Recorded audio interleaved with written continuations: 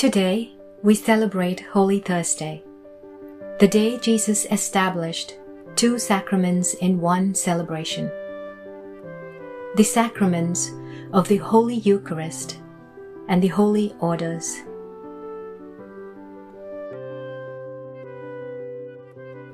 The French theologian Henri de Lubac summarizes the meaning and significance of the Eucharist in these beautiful words. The Eucharist builds the Church, and the Church makes the Eucharist.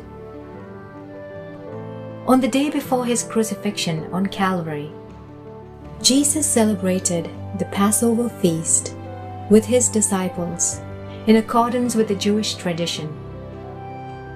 But a significant difference with the old tradition is evident when he celebrated it without a lamb. The lamb was replaced with Jesus himself, and he also became the temple for us. All our sacraments have the power to make us holy, but the Eucharist is the most holy because it is Jesus himself coming to us. That is why St. Thomas Aquinas admonishes us that the Eucharist contains the entire spiritual wealth of the Church. According to the teachings of the Second Vatican Council, what happened on Holy Thursday 2000 years ago has become the source and the summit of the Christian life. Even today, the material bread is an essential, life-giving element in our life. We eat it daily, and maybe in a variety of forms. This bread becomes part of our body and nourishes us with the energy and life. Venerable Bishop Fulton J. Sheen, in his book, Life of Christ, explains why Jesus selected the simple bread and wine to become his body and blood. Bread and wine were essential elements of the daily life of the people of Israel. But these two materials go through an arduous process and great transformation in order to become bread and wine. Jesus went through all these processes, and finally he was crushed in the mill of Calvary before being distributed as the life-giving bread for humanity.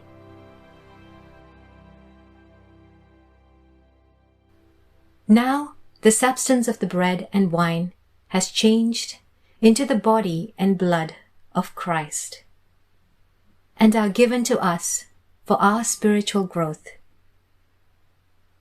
In St. Augustine's words, Christ is saying, "I am your food, but instead of my being changed into you, it is you who will be transformed into me." Jesus allows himself to be broken as the living bread for us.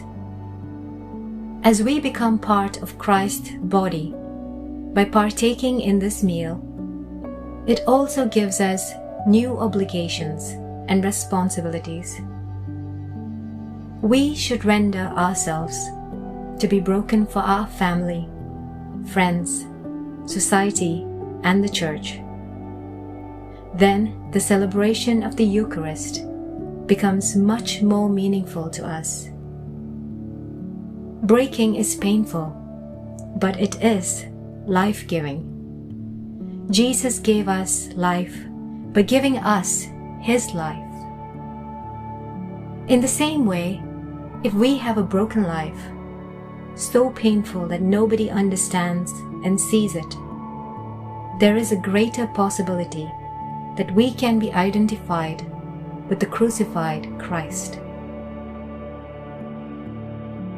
The mystery of the cross is experienced in our painful, broken moments of life. In a special way, we are broken with the rest of the world.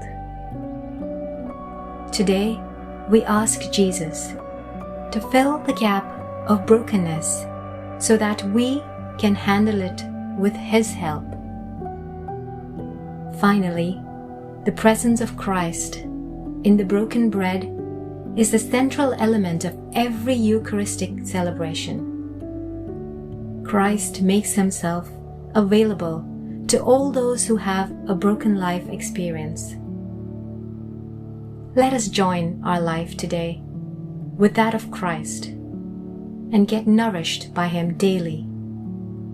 Let us willingly take up the mission of bringing Christ into the broken lives of our brothers and sisters. Amen.